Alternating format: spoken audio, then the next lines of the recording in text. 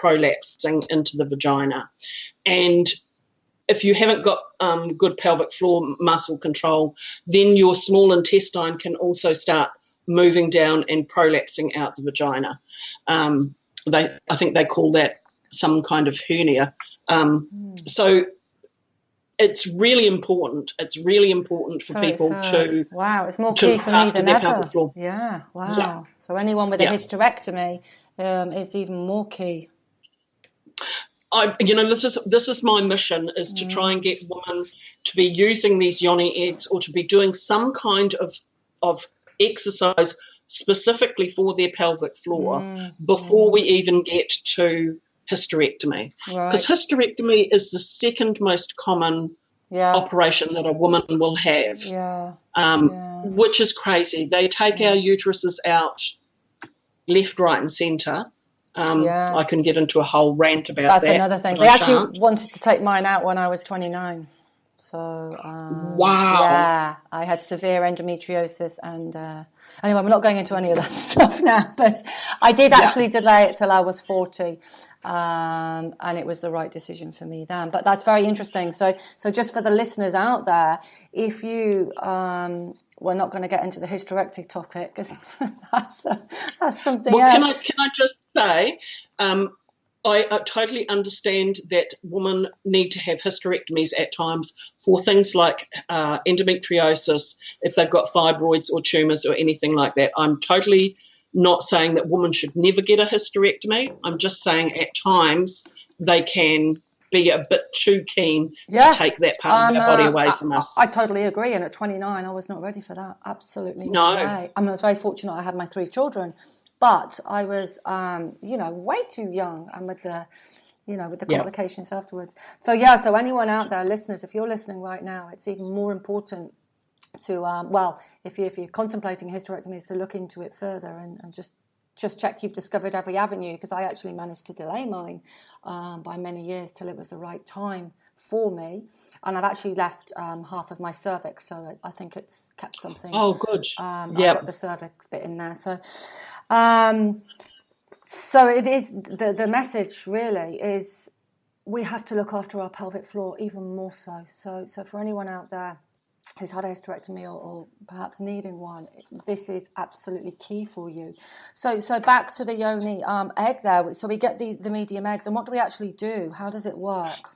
Okay, so because it is crystal, I'm going to go into the kind of woo-woo alternative type thing. We need to bond with the crystal. So I tell my ladies to carry it around with them for a couple of weeks before they even attempt to insert it into their body. Okay, so you just have it with you. Yeah, it's like tuck it in your bra, sleep with it under your pillow, carry it in your pocket to align your energy with the crystal energy of the egg. Now, I am a bit of an alternative person, so I Reiki all the eggs before they leave my house. They all sit in a pyramid to get charged up. I charge them under the full and the new moon. So my eggs are very clear energetically before I send them off. So they sound like good quality. Yeah, and then once you've bonded with your egg, again, that's part of the mindfulness as well. We want to take the time to invite the egg into our body. We don't want to just thrust it into us. We want to check with our body whether it is ready to open and receive the egg into it. Again, this is teaching ourselves about consent and teaching ourselves about how ready we are, how lubricated we are before we put anything inside our body. So then you put the egg at the entrance to your vagina, which has a specific name. It's called the introitus. You put that at the entrance of your vagina, and using your pelvic floor muscles and gently pushing at the same time, you try and pull that into your body rather than just pushing it in. So you draw that into the body, and you try and have it up as high as you possibly can. And then you start doing your ordinary Kegel exercises, which is where you lift your pelvic floor I like to think of it as an elevator. Okay, so we're going up one. I'm doing this right now. I hope you are too, Louise. You go up 1 floor, 2 floor, 3 floor, and then relax. And you do that without tensing your thighs, your buttocks, or your belly. Okay, so you're keeping everything nice and loose except for your pelvic floor, which you are lifting up 1, 2, 3, and you're also not holding your breath while you're doing that. Yeah, that's what I tend to do. Yes. Yeah. So, and the beauty of having the egg inside there is it's a weight, it's resistance, it's something for your pelvic floor to hold onto and work to grab with. Onto. Yeah, totally. Yeah. I can totally get that. Yeah. So it's the difference between wanting to tone your bicep and having nothing in your hand and, you know, doing bicep curls. Yeah. And then if you put the weight in your hand and do bicep curls, you're going to notice a difference in that muscle much sooner much than more just effective. I've got you. Yeah. Right. So that's the upward lifting. Then we've got the sides of our pelvic floor. So again, with the lift, we've done up 1, 2, 3 floors. Now I want you to imagine closing the doors of the elevator. So that's squeezing in the left side, squeezing in the right side. It's more than likely that one side of you will be stronger than the other, either your left side or your right side. And again, looking at it from a spiritual perspective, that the left side is our feminine side and the right side is our masculine side. Yeah, I can hardly connect my right side. How weird is that? I can do the left, not the right. That's interesting. So you're more of a feminine person than you're not as strong in your masculine aspect.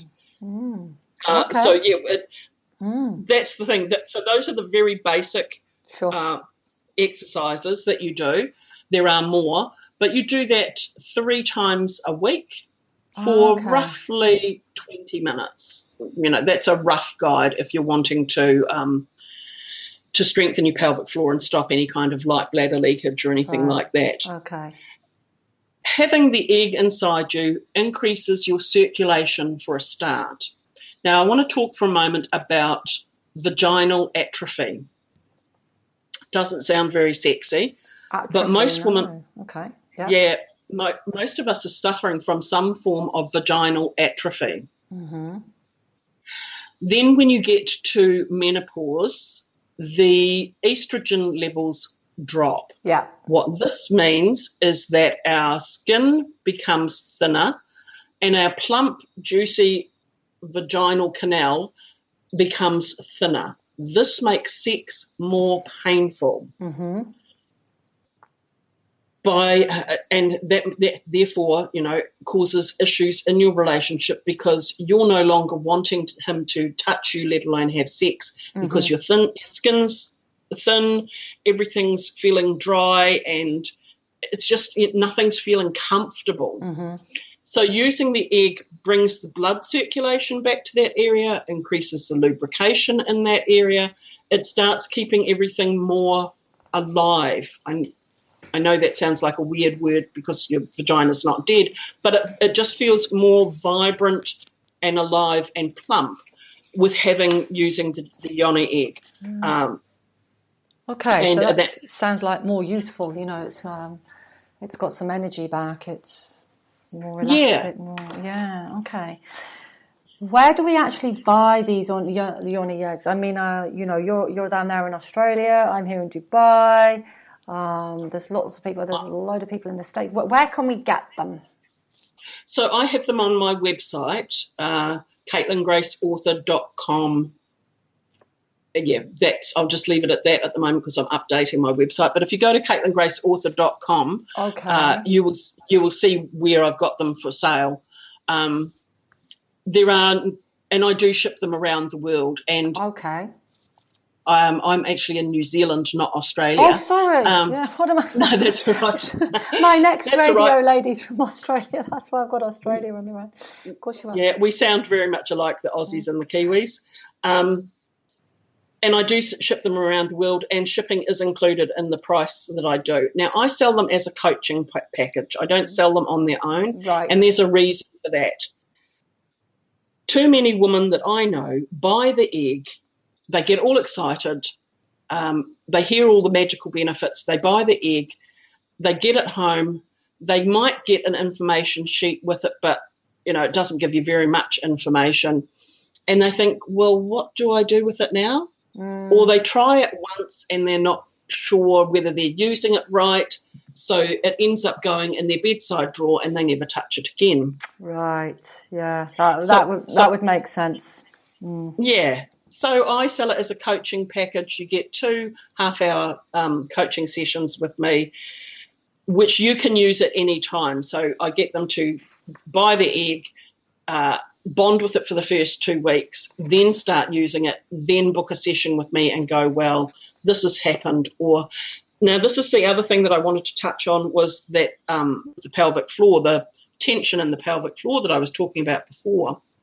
Some of that can be from trapped emotions that we've got, that tension in that pelvic floor. So the egg moving around presses on the most powerful acupressure points that we've got in our entire body, which is the liver, the lungs, the heart, the kidneys, and the spleen. Those are all in there. And so as the egg moves around, it presses on those meridian points, and it can bring up emotions or past traumas.